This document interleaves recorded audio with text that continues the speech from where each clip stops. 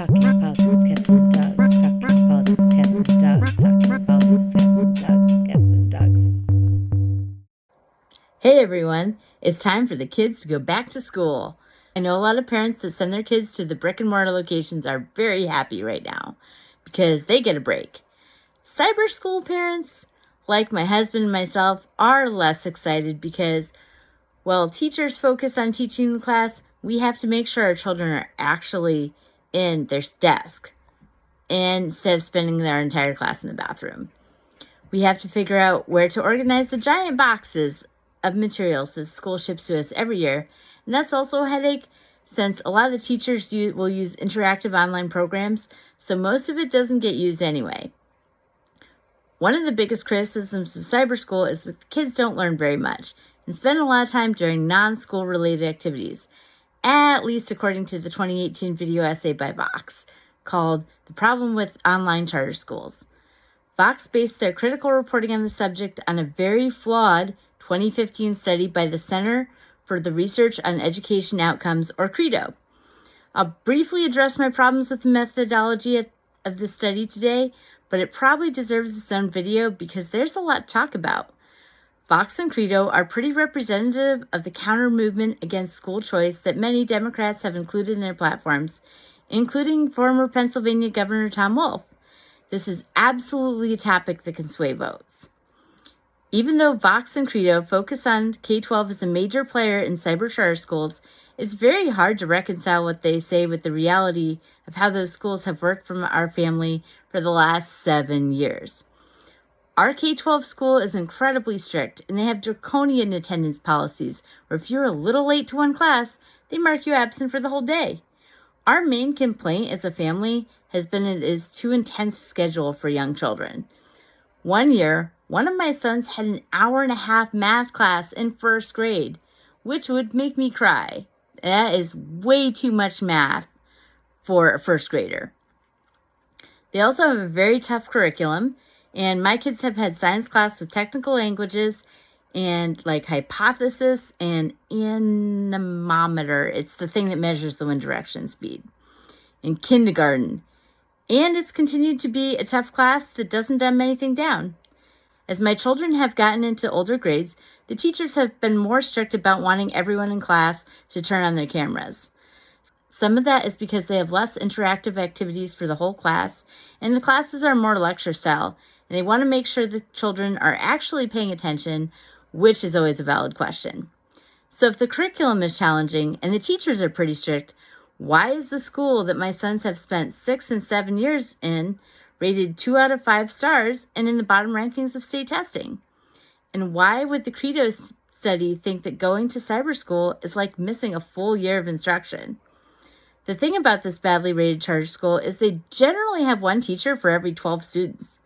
For the very young grades, they have fully certified and experienced teachers in the classroom, and mid-elementary school, they start having different teachers for each subject. My oldest son was very reluctant to do classwork when he started school, but his first special ed teacher started putting pictures of things he was into the lesson slides, and then had his next teacher do that too. So over the course of a couple years, he turned from a kid that would put an active effort into not doing work to a pretty good student. However, that wouldn't show up in one-year measurements because it took place over several years. So if you measured his project like a researcher, it would look like the first teacher did a really bad job. But in reality, she is partly responsible for his current academic success. I think it's also worth mentioning that even though we've always had an advanced curriculum, I've never really seen the teacher spend class time specifically teaching how to take a state test. And my personal experience has been that learning a subject and doing well on the standardized test are different skill sets. There are also kids that are really unmotivated in a test, and the public schools sometimes subtly push those kids to other schools. And one of the places they end up is the cyber charter schools.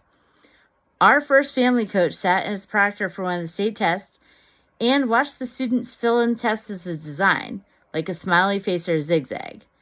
So in those cases, the state test is not really measuring anything except how much the students hate the state test, which is valid. Adverse selection comes into play with the type of students that go to online charter schools because, like I said before, for parents, It's really the worst of both worlds, especially if you start in elementary school, where the parent might be required to sit through class for the whole day.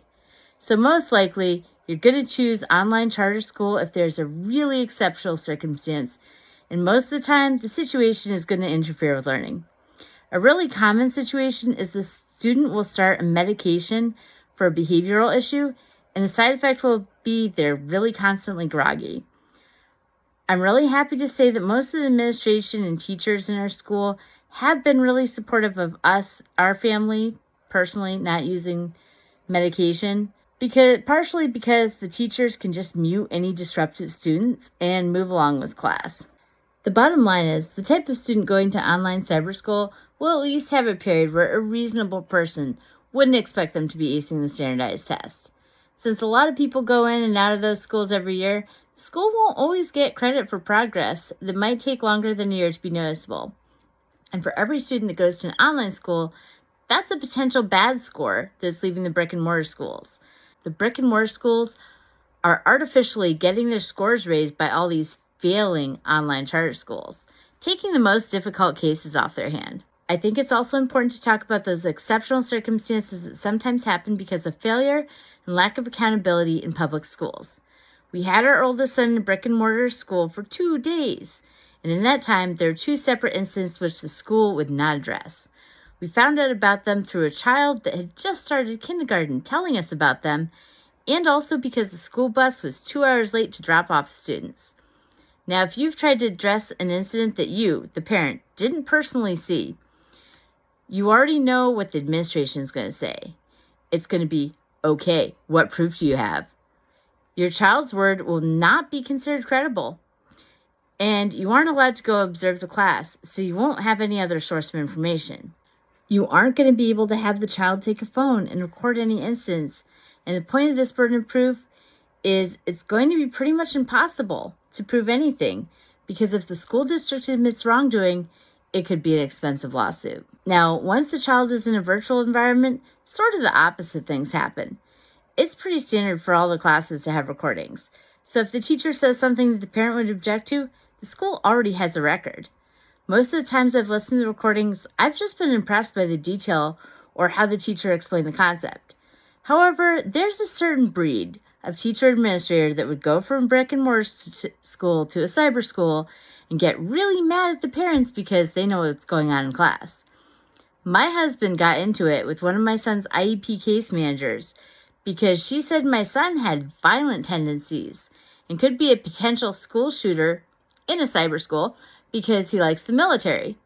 My son ended up meeting with a subcontracted counselor who was a military spouse whose husband was deployed. The case manager quit to go to a brick and mortar school 2 months later. On one hand, we got really lucky with that person who was called to resolve the situation. Part of the reason we got a good result was we knew exactly what was originally said, because we were physically present. Generally, in the cyber schools, disputes like this are resolved assuming the parents know what's going on, as opposed to the teacher or administrator telling the parents a version of the truth that makes the child look bad and the school look good.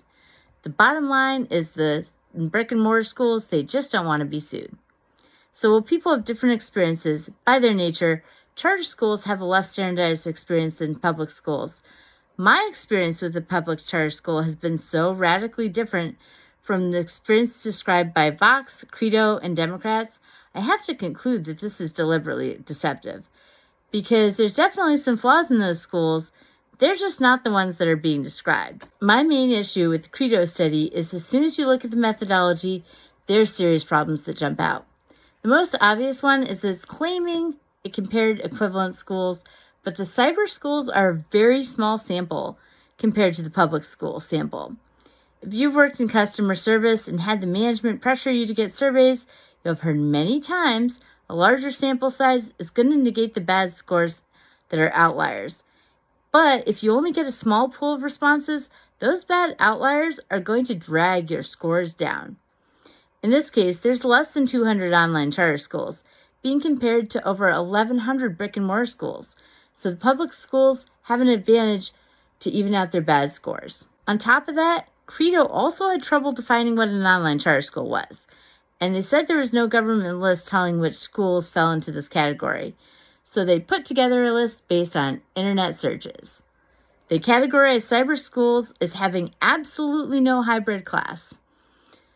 But they didn't clarify whether or not they included in-person therapy classes with subcontracted employees, which pretty much all online schools will offer if it's necessary for special needs accommodation.